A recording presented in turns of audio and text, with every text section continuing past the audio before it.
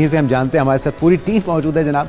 हमारे साथ है मोहम्मद दानिश गफ्फार सबसे पहले तो, और चीफ एग्जीक्यूटिव ऑफिसर हैं इस तमाम प्रोजेक्ट के। हमाद एजाज हमारे साथ मौजूद हैं, चीफ ऑपरेटिंग ऑफिसर हैं। आपको भी वेलकम कहते हैं। उनके साथ मौजूद हैं जनाब आमना इमरान जो कि चीफ हैं, एआई ऑफिसर भी हैं, आपको भी वेलकम कहते हैं। साथ में मौजूद हैं जनाब supervisor project doctor Mohammad Awais साहब, आप सबको वेलकम कहते हैं। आप सबको पहले तो बहुत बहुत मुबारक हो इस ज़बरदस्त इनोवेशन के ऊपर। सही मानों में सही इस्तेमाल किया जा रहा है टेक्नोलॉजी का, एआई का, जिसका हम जिक्र करते हैं, जो कि हमारा मुस्तकबिल भी है ना। तो आगाज़ कैसे हुआ, आइडिया कैसे आया, पहले आपसे आगाज़ कर लेते हैं दानिश जी। डिजी लॉयर से पहले मैं एक आइडिया पे काम कर रहा था which was related to fashion sense and I was working on it with doctor Awais. अब उसके अंदर कुछ ऐसे पेटेंटेबल चीज़ें थी जिसको डिस्कस करने के लिए मैं अपने वालिद साहब के पास गया हूँ, is a lawyer and he is a family and civil lawyer. तो उन्होंने मुझे आईपी रिलेटेड जो इंटेलेक्चुअल प्रॉपर्टी के उनके पार्टनर थे उनके पास भेजा। जब मैं और हमाद फिर उनके पास गए, हमने उनसे डिस्कस किया सारा कुछ, और सारी इस डिस्कशन के बाद उन्होंने हमें कहा कि आप मुझे ना मेरी केसेस की डायरी मैनेज करने के लिए एक ऐप बना के दे दें। ठीक है। So then we came back, I went to doctor Awais. मैंने डॉक्टर अवैस से डिस्कस किया, उन्होंने मुझे गाइड किया कि आप इस पे सबसे पहले मार्केट रिसर्च करो। मैं उस टाइम पे दूसरे सेमेस्टर में था। और ये कितने साल पहले की बात है? ये 2022 के एंड की बात। तो डॉक्टर अवैस ने कहा कि इस पे मार्केट रिसर्च करते हैं, पहले स्टार्टअप्स कैसे चलते हैं। मुझे बिल्कुल भी आइडिया नहीं था उस बारे में, तो सर ने मुझे गाइड किया। उस टाइम पे मैं ऑरेंज लाइन ट्रेन यूज़ करता था टू ट्रेवल टू यूनिवर्सिटी, तो वहाँ पे रिश्ते में ही हाई कोर्ट की। I used to meet lawyers every day, तो उनको मैंने बिठा लेना, अच्छा आप बताएं इसमें और क्या होता है, कैसे होता है।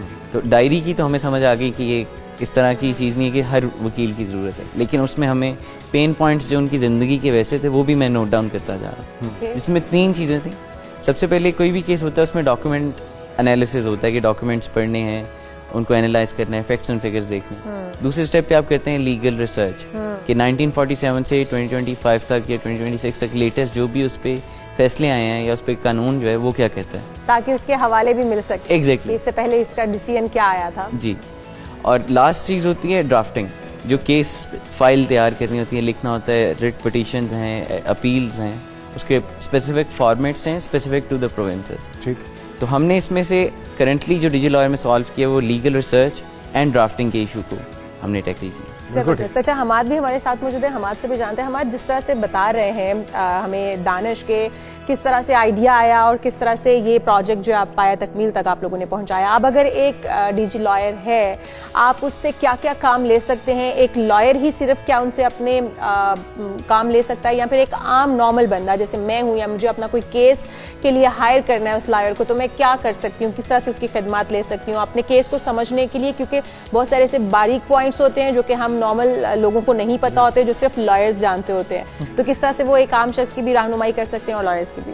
अच्छा, इसमें 2 चीज़ें हैं। फर्स्ट ऑफ ऑल कि वो वकीलों को क्या प्रोवाइड कर रहा है डिजी लॉयर, और इसके अलावा कि आम लोग इसको किस तरह से एक्सेस कर सकते हैं। फ़िलहाल जो डिजी लॉयर है उसको सिर्फ वकीलों के असिस्टेंट के लिए ही बनाया गया हुआ है, उसको आम लोग अभी एक्सेस नहीं कर सकते, क्योंकि उसको रिफ़ाइन होना और वो सारी चीज़ों में काफ़ी टाइम लगता है कि अगर कोई भी एडवाइस दे रहा है तो वो आम लोग के लिए बिल्कुल ही एग्जैक्ट एक्यूरेट हो। और दूसरी चीज़, जिस तरह अभी दानिश ने जिक्र किया कि 3 चीज़ें हैं जो कि पेन पॉइंट हैं वकीलों का। एक तो डॉक्यूमेंट एनालिसिस हो गया, जो कि डिजी लॉयर एक करंटली सॉल्व कर रहा है। इसके अलावा जब आप डॉक्यूमेंट का एनालिसिस कर लेते हो तो आपके पास ना कुछ लीगल पॉइंट्स आ जाते हैं। उन लीगल पॉइंट्स की बेस पे आप क्या करते हो कि जितने भी पुराने फैसले होते हैं उनके साथ मैच करके चेक करते हो कि अच्छा पिछले वक्तों में या पिछले टाइम में इस तरह के केस के ऊपर क्या बात की गई थी या क्या फैसला आया था। फिर जब आपके पास वो चीज़ आ जाती है, रेफरेंस भी कहा जाता है उसको, बेसिकली जजमेंट्स कहा जाता है, जिसको केस लॉस कहते हैं। तो जब आपके पास वो जजमेंट आ जाती है या रेफरेंसेस आ जाती हैं, फिर आप क्या करते हो, उनकी बेस पे एक ड्राफ्ट वगैरह या अपनी एक पूरा केस का एक ब्रीफ सी तैयार करते हो, जो कि आपने जाके कोर्ट के अंदर प्रेजेंट करनी होती है। तो यहाँ पे एक जो चीज़ जो कि बहुत ज़्यादा कन्फ्यूजन हो रही है और बहुत ज़्यादा लोगों के अंदर फैल रही है, वो ये है कि हम वकीलों को रिप्लेस करने जा रहे हैं। ऐसा कुछ भी नहीं है। अगर एक वकील किसी रिसर्च पे 3 दिन लगा रहे हैं तो डिजी लॉयर आपको वो 3 मिनट के अंदर करके दे सकता है। यही सेम सिनेरियो है जो कि आई गेस पत्तों की शहर के अंदर एक जज हमारे रिसेंटली एक केले की इंटरेक्शन हुई थी पाकपतन की। अच्छा। एक हमारी डिस्ट्रिक्ट जज हैं, तो 1.5 साल से उनके पास एक केस था।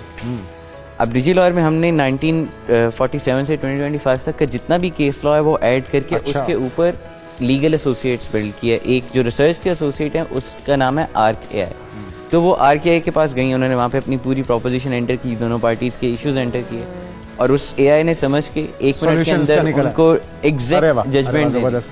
तो आहिस्ता आहिस्ता हम भी समझने की कोशिश कर रहे हैं, काफ़ी हद तक समझ आ रही है। AI के सारे मामलात आमना आप देख रही हैं, एक तो ये कि चैलेंजेस कितने रहे इसको हैंडल करने में, क्योंकि आपके लिए भी एक नया एक्सपीरियंस होगा, और दूसरा जिस तरह से हम्माद ने क्लैरिटी बताई है कि लोगों को वकला बरादरी को खासतौर पर परेशान नहीं होना, ये उनकी जगह लेने नहीं जा रहा बल्कि उनको फैसिलिटेट करने जा रहा है।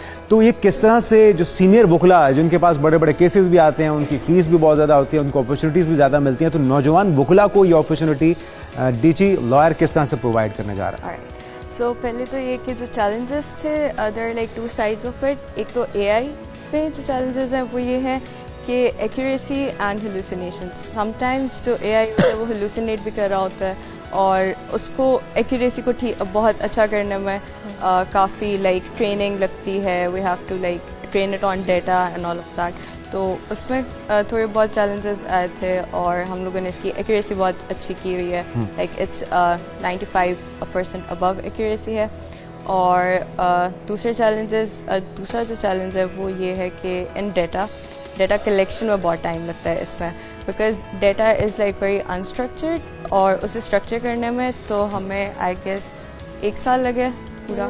तो फिर उसे ट्रेन करने पे फर्दर AI पे और उससे आई गेस एक्यूरेसी उसकी इंक्रीज़ करने में। तो these are the challenges that we faced. Furthermore जो AI को रिप्लेस करने वाली बात है वो ऐसी कोई बात नहीं है कि we're just like sorry AI को रिप्लेस करने के लिए लाइक लॉयर्स को रिप्लेस करने। तो we are not replacing younger lawyers, we are just like providing a solution for them. बिल्कुल ज़बरदस्त। अच्छा, ये तो बच्चे आप लोग जो आप लोगों ने इस पे मेहनत की है, इस पे तो बेशक कोई गुंजाइश बाकी नहीं रही है हमें क्वेश्चंस करने की कि हम क्या कुछ इसमें देख सकेंगे या डीजी लॉयर से क्या क्या बेनिफिट्स ले सकते हैं। लेकिन जो आपके उस्ताद भी हैं, कंप्यूटर पढ़ाते हैं आप इस यूनिवर्सिटी के अंदर, और डॉक्टर मोहम्मद अवैस जो कि प्रोजेक्ट को पूरे को लेकर चल रहे हैं, सुपरवाइज कर रहे हैं, आपकी सुपरविजन में इन बच्चों ने जो बनाया है ये बहुत बड़ी बात है। पाकिस्तान के अंदर के बच्चे माशाल्लाह से इतना काम कर पा रहे हैं और इस लेवल पर काम कर रहे हैं। आप इस प्रोजेक्ट को क्योंकि सुपरवाइज कर रहे हैं, आप बताइएगा कि कहाँ कहाँ पर क्या क्या मुश्किलात पेश आई हैं, और जिस तरह से डाटा बता रहे हैं कि 1 साल लगा हमें डाटा कलेक्ट करने में और उसको पूरे को तरतीब देने में या इसके अंदर डाटा को इंसर्ट करने में। अब वो डाटा अगर एक वकील के पास जाता है ना, एक वकील के पास कोई केस आता है, तो अगर इन बच्चों को जो कि इतनी मेहनत और लगन से इस प्रोजेक्ट पे काम कर रहे थे, उस वकील को पिछले रेफरेंसेस ढूंढने में या जजमेंट ढूंढने में तो पता नहीं कितने साल लगते होंगे। इसी वजह से हमारे फैसले बहुत सारे डिले का शिकार हो जाते हैं। तो जो जुडिशरी है वो इससे कितना फ़ायदा उठा सकती है? जजेस भी तो इससे फ़ायदा उठा सकते हैं या नहीं, कि हमने या हमसे पहले जजेस ने इसके ऊपर क्या फ़ैसला दिया था, रेफरेंस क्या था, क्या वो भी इससे मुस्तफ़ीद हो पाएंगे और इस प्रोजेक्ट की जो मुश्किलात थी वो भी हमारे? जी मैम, इट्स वेरी नेचुरल। जिस तरह सबसे पहले जो IDA में हमें इश्यूज़ फेस करने पड़े, जो दानिश ने बड़ी अच्छी तरह हाईलाइट किया, वो ये था कि प्रॉब्लम को इस तरह डिफ़ाइन किया जाए कि वो प्रॉब्लम वाकई जो स्टेक होल्डर्स हैं उनके लिए यूजेबल हो।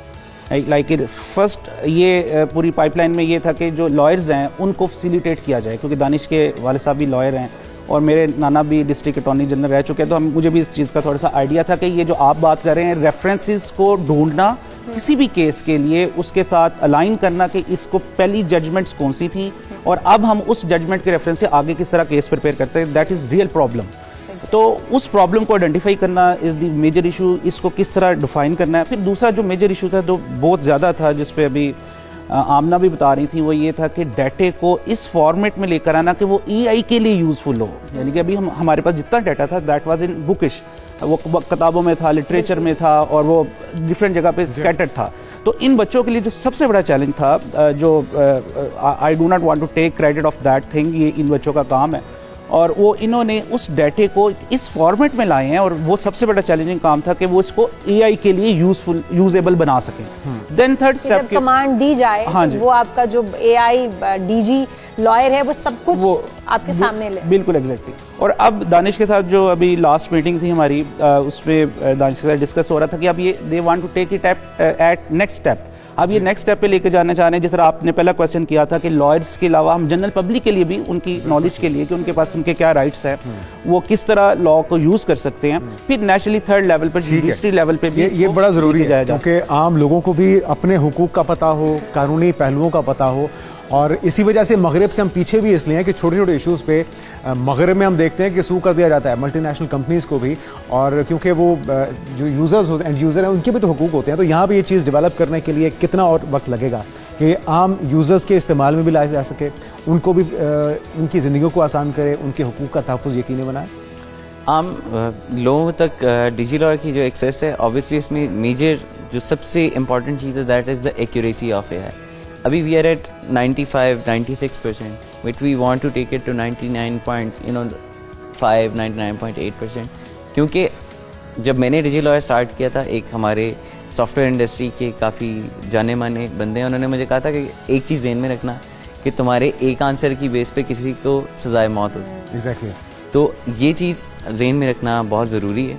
और इसमें जो दूसरी चीज़ है कि आम पब्लिक में हम अकेले एज अ प्राइवेट कंपनी हमारे लिए ले जाना बहुत मुश्किल है। So we invite the government and the judiciary to participate with us, because we have the systems to solve the 2.8 million backlog of cases, जिसमें से 2.4 मिलियन तो आपके डिस्ट्रिक्ट जुडिशरी में, और डिस्ट्रिक्ट जज के पास रोज़ का 150 केस है।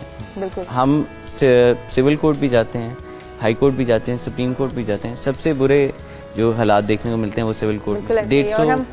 उम्मीद करते हैं कि गवर्नमेंट आपके साथ कोलैबोरेट करेगी इसके अंदर, और आपको पूरी सपोर्ट मिलनी चाहिए जितना बड़ा आप काम कर रहे हैं। हुकूमत भी यही चाहती है कि जो मसले हैं, केसेस हैं, वो जल्द से जल्द जो वो हल हो जाए। इतनी लंबी लाइनें वो तारीख पे तारीख ना मिला करे। अच्छा हमाद, आपसे जिस तरह से हम ये बात तो कर रहे हैं कि वकीलों की जगह नहीं लेगा ये एआई टूल और ये डीजी एआई, लेकिन अगर वकील को अपनी तारीख पर पहुंचना नहीं है या वो नहीं पहुंच सकता, तो क्या उसको कमांड देते हुए कोई ऐसा एआई लॉयर हमारे सामने हम देखने को हमें मिल सकता है कि जो कि अगर वकील मसरूफ है तो उसकी जगह जाके पेशी पे पहुंच जाए?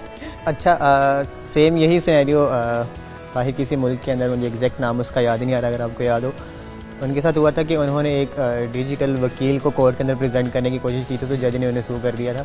उसके पीछे रीज़न ये है कि जब भी आप कोई केस वगैरह लड़ रहे होते हो, AI I don't think so कि एआई उसकी जगह इस वजह से नहीं ले सकता क्योंकि केस को सोल्व करने में, जज को फैसला देने में कुछ इमोशनल फैक्टर्स भी इन्वॉल्व होते हैं, जो कि केस के एंड रिजल्ट पे काफ़ी डिपेंड कर रहे होते हैं। कभी-कभी वकील को रो के भी दिखाना पड़ता है। एग्जैक्टली, तो जिसकी बेस पे उन्हें वो सारी डिसीजंस लेने पड़ते हैं। तो एआई के अंदर अभी इस तरह की कोई चीज़ नहीं। और दूसरी चीज़ इसमें मैं ऐड करता चलूँ, वो ये कि कोर्ट में प्रेजेंट करने के लिए किसी भी मुल्क में आपको लाइसेंस चाहिए बार बार। AI doesn't have that. अभी अंडर प्रोसेस ही है। बिल्कुल ठीक है, थैंक यू सो मच आप सबका। हमारे साथ दानिश थे, हमाद थे, आमना थी, और उनके साथ प्रोजेक्ट के सुपरवाइजर थे डॉक्टर मोहम्मद अवैस। और हमारी बेस्ट विशेज़ आप सबके लिए, ढेरों दुआएं, अल्लाह ताला कामयाब करे। हमारा जो जुडिशरी निज़ाम है